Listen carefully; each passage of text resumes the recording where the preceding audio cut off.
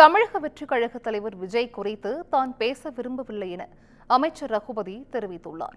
புதுக்கோட்டையில் செய்தியாளர்களை சந்தித்த அமைச்சர் ரகுபதி, முதலில் தமிழகத்தில் தொகுதி மறுசீரமைப்பு குறித்து மத்திய அரசு தமிழகத்திற்கு செய்யும் துரோகம் குறித்து விழிப்புணர்வை ஏற்படுத்திவிட்டு தென்னிந்திய அளவில் அனைத்து கட்சிகளையும் ஒருங்கிணைக்கும் முயற்சியில் முதலமைச்சர் மு.க.ஸ்டாலின் ஈடுபடுவார் என தெரிவித்தார்.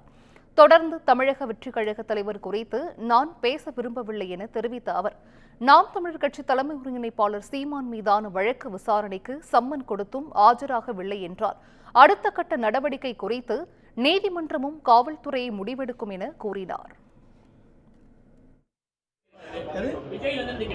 அதான் அவர் பண்ணிட்டு போறாரு. அவர் பாயாசத்தை பத்தி பேசுவார்.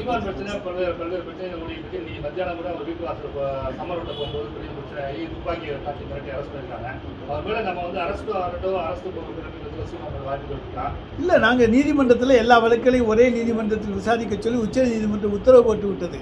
ஆனால் என் வழக்குகளை நாங்கள் ஒரே கோர்ட்டில் அவர் போய் குவாஷ் பண்ணி கேட்டார். என் மீது உள்ள வழக்குகளை ரத்து செய்ய வேண்டும் என்று கேட்டார். உச்ச நீதிமன்றம் அவருடைய உள்ள வழக்குகளை எல்லாம் ஒரே நீதிமன்றத்தில் விசாரிக்க வேண்டும் என்று உத்தரவிட்டிருக்கிறது. எனவே அந்த வழக்குகள் விசாரிக்கப்படும். ஆஜராகட்டினா கோர்ட்டு பார்த்துக்கு சார். நிச்சயமா அவங்க வந்து அப்பியரன்ஸ் இல்லைன்னா நான் அப்பியரன்ஸுக்கு கோர்ட் என்ன நடவடிக்கை எடுக்க வேண்டுமோ அதை நீதிமன்றம் எடுக்கும். நாங்கள் நீதிமன்றத்துக்கு டைரக்ஷன் முடிக்கிறதுக்கு நமக்கு எந்த அதிகாரமும் கிடையாது. அப்பீல் போயிருந்தால் அப்பீல் முடிவில் பார்த்துக்கலாம். அதில் ஸ்டே கொடுத்தா தான், ஸ்டே கொடுக்காட்டி அவர் அப்பியர் ஆகும்.